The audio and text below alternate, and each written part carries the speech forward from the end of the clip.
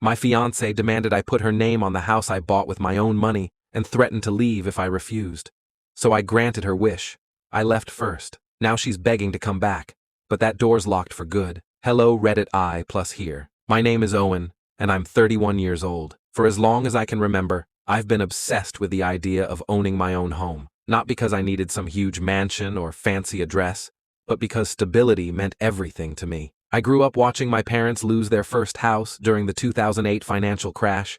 I can still remember the night they told us we had to move into a cramped 2-bedroom apartment after foreclosure. I was 15, and I swore that when I grew up, I'd never put myself or my future family in that position. So I worked hard. I studied computer engineering, landed a decent job right out of college, and lived frugally. While my friends upgraded their cars every few years and spent their weekends on expensive getaways, I drove the same beat-up Toyota Corolla for nearly a decade. My vacations consisted of camping trips and budget hostels, and every time I got a bonus or raise, I funneled it straight into savings. By 30, I had enough for a proper down payment on a good home in a growing neighborhood. Enter Lena, my fiancée. We met through mutual friends 2.5 years ago, and I'll admit, at first, she swept me off my feet. She was 27, magnetic in every sense of the word. People gravitated toward her. She had this laugh that made rooms feel warmer, and she always seemed to know the right thing to say when I was stressed or tired. Within a year, we were living together, and 6 months after that, we were engaged. On paper, it seemed like a perfect match. But beneath the surface, we couldn't have been more different. I was methodical and cautious. Lena was spontaneous and reckless. Where I tracked every expense on a spreadsheet, she had a habit of blowing half her paycheck on clothes and trendy gadgets. She worked part-time as a stylist, but her income was unstable, and her financial past was, well, let's just say it was messy. Old credit card debt, missed student loan payments, a string of overdraft fees. I never judged her for it.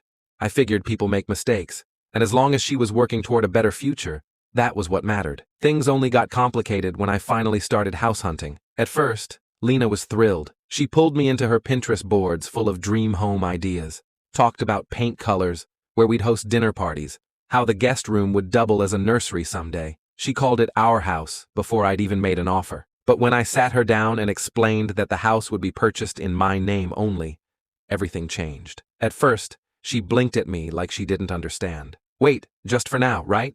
You'll add me after we're married? I shook my head. No, Lena. This house is going to be in my name. I'm the one putting down the down payment, and I'll be solely responsible for the mortgage. I'm not comfortable tying something this big to someone else's credit and financial situation. That's when the storm began. Lena's smile vanished, and her tone hardened. So you're buying your house, not our house?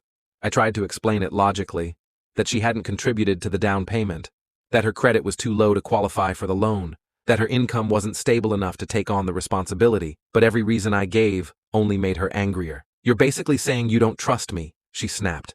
What's the point of getting married if we're just keeping score of who paid for what? Do you even see me as your partner, or am I just some guest in your life? The argument stretched on for days. At first, it was just tense conversations. Then it escalated into slammed doors, bitter accusations, and emotional blackmail. And then came the ultimatum. We were sitting at the kitchen table, the air so heavy you could almost taste it. Lena looked me dead in the eyes and said, "If you don't put my name on that house deed, we're done. I refuse to marry someone who doesn't trust me enough to share everything. You have 1 week to decide." That week was torture. I paced my apartment, replaying everything in my head. Was I being selfish? Was I really treating her like a burden? Or was this exactly the kind of trap I'd been working my whole adult life to avoid? The more I thought about it, the clearer it became. This wasn't about love or partnership. It was about control. About Lena trying to claim instant ownership of something she hadn't earned. Something I'd bled and sacrificed for. If she truly cared about us, she wouldn't have tried to corner me with threats. She would have supported me, celebrated my achievement, and trusted that our future together would include plenty of opportunities to build things side by side. So when the deadline came, I didn't hesitate.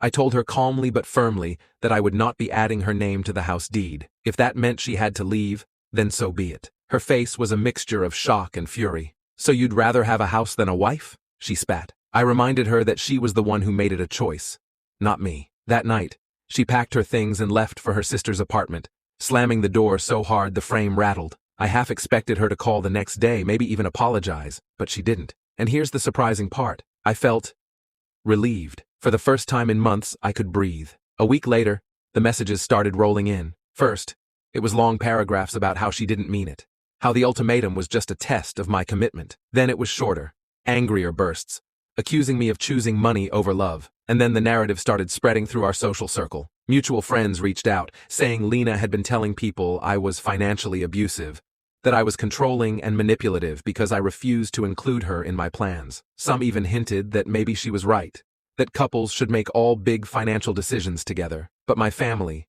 my brother, my parents, stood firmly behind me. They knew how hard I'd worked for this, how much it meant. Now, weeks later, Lena has started crawling back. She's left voicemails crying, saying she made a mistake, that she loves me, that she can't believe I'd throw everything away over paperwork. But I'm not budging. I see it for what it is now. She wasn't asking for trust.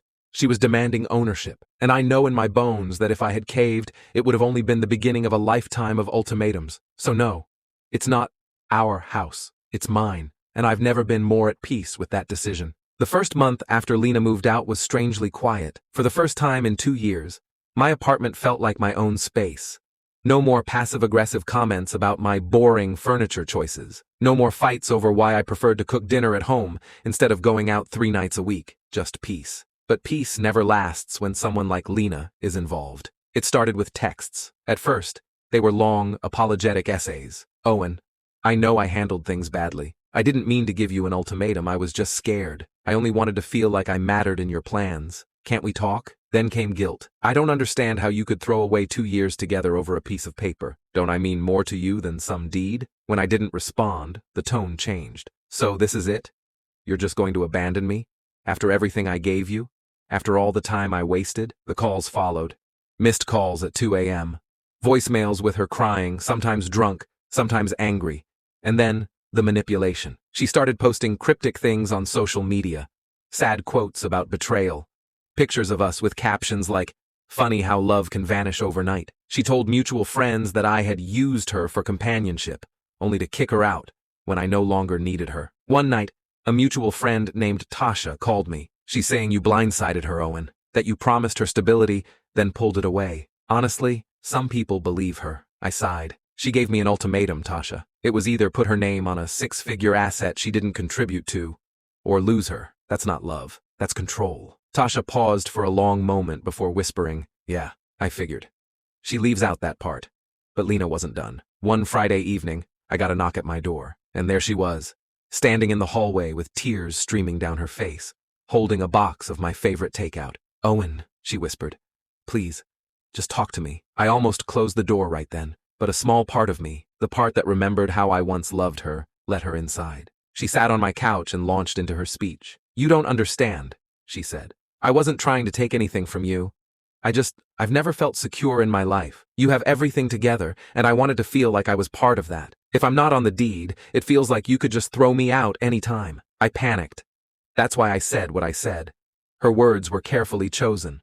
Emotional, vulnerable, designed to tug at my guilt. For a moment, I almost wavered. But then I remembered every fight, every time she dismissed my sacrifices, every time she acted like my savings were our savings, even though she hadn't contributed a cent. "Lena," I said calmly, "you didn't just panic. You threatened to walk away if I didn't give you something you hadn't earned. That's not partnership. That's leverage." Her eyes narrowed. The mask slipped. "So you'd rather be alone? Fine. Enjoy your empty house. See if it keeps you warm at night." And just like that, she stormed out. The weeks that followed were eye-opening. Yes, some mutual friends drifted away, people who bought into her version of events. But others reached out privately, saying they admired me for standing my ground. My brother told me, "You dodged a bullet. If she pulled that stunt before marriage, imagine what she would have done after." And slowly, life moved forward. I closed on my house, a modest but beautiful 2-story place in a quiet neighborhood. When I held the keys in my hand, I felt a pride I can't even describe. It wasn't just about owning property. It was proof of years of sacrifice, of standing firm in my values. I furnished it piece by piece, deliberately, carefully. My parents came to visit and helped me paint the guest room. My nephew drew me a picture of the house with stick figures of me standing in front of it smiling. It sat on my fridge for months, and somewhere along the way, I realized I wasn't thinking about Lena anymore. That's when Sophie came into my life. We met through work. She was a project manager on a contract my company picked up. Unlike Lena, Sophie was grounded, smart, witty, and practical. She had her own apartment, her own financial goals, her own plans for the future. She didn't need someone to save her. She just wanted someone to share her life with. Our first date was simple: coffee and a walk in the park.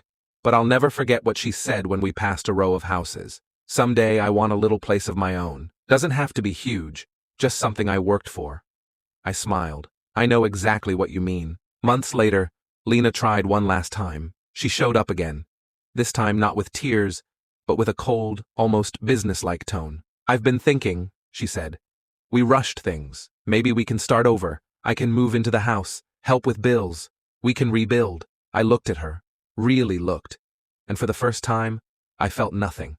No anger, no longing, just clarity. "I've already moved on," I told her. "And the truth is, I don't think you ever wanted me. You wanted what I could give you. But I worked too hard for this life to hand it over to someone who sees me as a shortcut." Her face flushed with rage. "You'll regret this," she hissed. But I didn't. Not then. Not ever. She left. And that was the last time I saw her. Today I sit on the porch of the house I fought so hard for, sipping coffee while Sophie laughs at something on her phone beside me. I realize now that love isn't about ultimatums or ownership. It isn't about forcing someone to risk everything to prove their commitment.